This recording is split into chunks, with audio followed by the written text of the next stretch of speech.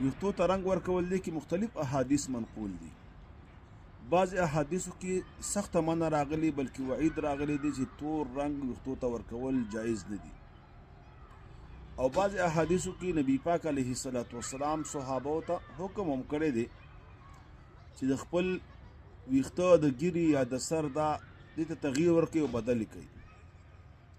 او د بعضې صحابو نه منقول لکه حسن او د حسین او دغه شان سعد نور صحابو ته چې هغوی به ګیرې ته تور رنګ ورکاوه. علما محققین دې باره کې لیکي چې کله د انسان عمر کم دی او د ده ویښته سپین شي نو دا یو عیب دی او عیب لرې کول جایز دي. لہذا که یو انسان دی او د هغه عمر کم دی او هغه خپل سر ویښته یا د ګیري ویښته ته تور رنګ ورکړه نو دا به جایز وي.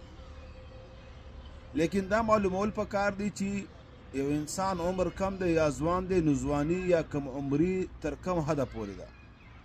محققین دې باره کې لیکي چې یو انسان عمر د 40 کالو نه کم وي نو دا ځوانۍ کې دی. لہذا د 40 کالو نه کم عمر والا د سر ویښتو ته یا د ګیري ویښتو ته تور رنګ ورکولی شي. دا ځوان دی او تور ویښته دا د ځوانۍ علامه ده.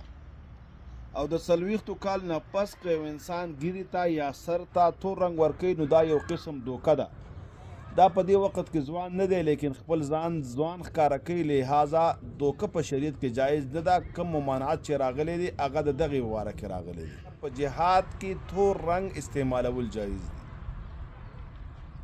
بعضې محققینو علماو دا فیصله کړې ده چې رنګ ورکول ګیري ته یا سر ته دا جایز دي.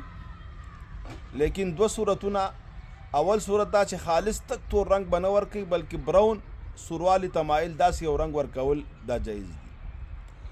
او دویم داسې قسم رنګ به نه ورکوي چې هغه په دې ویښته باندې یو قسم پوټکی جوړوي چې هغه بیا د څرمنې باندې ولګېږي نو په څرمنې باندې هم پوټکی غوندې جوړ شي، څه پوستکی غوندې وي. نو بیا د ده د غسل د وتلو خطره ده چې د غسل نه وځي، د ده لاندې بدن ته اوبه نه رسېږي. نو داسې قسم حجاب لګول یا رنګ لګول چې هغه ویښتو باندې پوټکی خیجي، ویښته ډبلی او چمړید باندې هغې رنګ لګېږي او پوټکی خیجي، نو بیا داسې قسم رنګ جایز نه دی. مختصره به دا ووایو که یو انسان ځوان دی د 40 کال نه د عمر کم دی نو دا خپل سر ویښتو ته یا د ګیري ویښتو ته رنګ ورکولی شي. تور رنګ ورکول اولا او بهتر نه دي. دومره ده چې تور ته مایل براون سوروالی چې کوي لیکن توروالی ته مایله وي داسې رنګ ورکول ګیري ته یا د سر ویښتو ته دا جایز دی. د صحابو نه منقول هم دی او بعضې روایاتو کې نبی پاک علیه الصلاۃ والسلام حکم هم کړی دی.